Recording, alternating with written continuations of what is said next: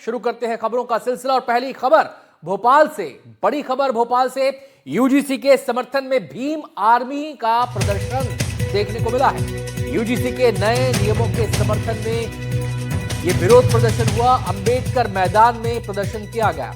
नए नियम लागू करने की मांग प्रदर्शनकारियों द्वारा की जा रही है। प्रदर्शनकारियों को रोकने के लिए उन पर वाटर कैनन का इस्तेमाल किया गया। देख सकते हैं चंद प्रदर्शनकारी यहाँ पर मौजूद हैं और ऐसा लगता है तस्वीरों को देखकर तो कि पुलिस का अमला अच्छी खासी तादाद में यहाँ पर है। एक बस की साइड में खड़ी है, प्रदर्शनकारी आगे बढ़ रहे थे। मजबूत बैरिकेडिंग यहाँ पर पुलिस के द्वारा की गई है और जब प्रदर्शनकारी नहीं माने उनमें से कुछ ने कुर्सियाँ उठा ली।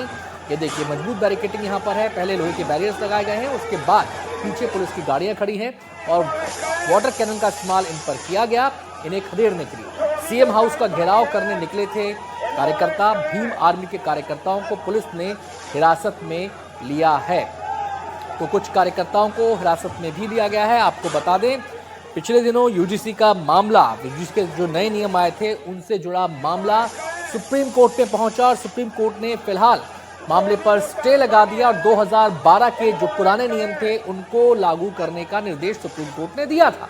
अब उसके विरोध में भीम आर्मी के लोग सामने आ गए हैं। उन्होंने कहा है कि जो नए नियम लागू थे, जो नए नियम बनाए गए थे उन्हें ही लागू किया जाए। आकाश द्विवेदी हमारे संवाददाता हमारे साथ जुड़ गए हैं और जानकारी देने के लिए। आकाश, क्या प्रदर्शन अभी भी चल रहा है या फिर सब कुछ समाप्त? देखिए, पुलिस ने जो प्रदर्शनकारी हैं उनमें से करीब 100 से अधिक प्रदर्शनकारियों को हिरासत में लिया और उनसे उन्हें डिटेन किया गया है।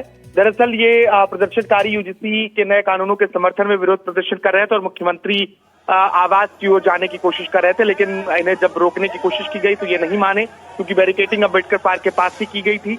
इसके बाद पुलिस ने जो प्रदर्शनकारी उनको तितर बितर करने के लिए वाटर कैनन का इस्तेमाल किया और इन्हें खदेड़ा, जबकि जो प्रदर्शनकारी वहां अड़े हुए थे उन्हें अपने साथ पुलिस लेकर गई थी। दरअसल 17 मुख्य मांगे हैं जिन्हें ज्ञापन के माध्यम से मुख्यमंत्री से मांग की गई है।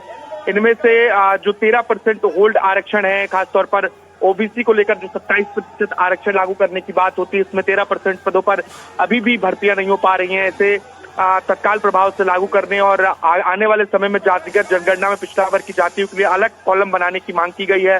इसके अलावा SC ST और ओबीसी वर्ग के वर्षों से लंबित बैकलॉग के जो पद हैं उन पदों पर विशेष भर्ती अभियान चलाने समेत कुल 17 मांगों को लेकर सीएम के नाम मांग पत्र इन प्रदर्शनकारियों ने सौंपे हैं। चलिए, ये तो सियासत का भी मुद्दा है, भीम आर्मी सियासत का भी ये मुद्दा है और सियासत में इन तमाम मसलों को लेकर चर्चा होती रहती है, लेकिन जो मूल सवाल है यूजीसी नियम को लेकर उस पर इनका क्या कहना है? रोक सुप्रीम कोर्ट ने लगाई है, स्टे सुप्रीम कोर्ट ने दिया है, राज्य सरकार का सीएम का घेराव करने जा रहे हैं। मतलब क्या है ये? सुप्रीम कोर्ट का आदेश है भाई, सब मान रहे हैं, तुम भी मानो।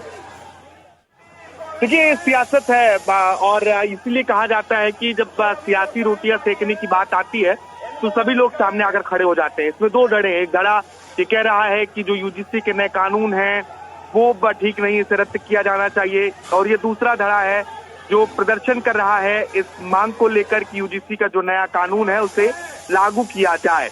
अब क्योंकि आने वाले समय में मध्य प्रदेश में चुनाव होने वाले हैं, तो ऐसे में सभी जो राजनीतिक पार्टियां हैं वो अपने अपने वर्गों को साधने की कोशिश कर रही हैं और जो भीम आर्मी है वो तीसरे दल के रूप में उभरने की कोशिश कर रही है। हालांकि कोशिशें कितने कामयाब होती हैं ये भी देखना होगा। लेकिन आकाश, हमने देखा, केवल हम भोपाल की मध्य प्रदेश की बात नहीं कर रहे, हमने इस मसले पर देखा, यूजीसी के मसले पर हमने देखा कि तमाम पार्टियों के होठ सिले हुए हैं। कोई भी कुछ भी बोलने से बच रहा है। केवल बीजेपी की बात नहीं है, जो विपक्षी दल भी हैं वो भी खुलकर ना तो हाँ में बात कर रहे हैं ना में बात कर रहे हैं। इसका मतलब ये है कि सब बैठकर तमाशा देख रहे हैं चुपचाप और कोई भी नेता इस मुद्दे पर अपना नजरिया स्पष्ट करना नहीं चाहता। उन्हें डर है शायद वोट बैंक का।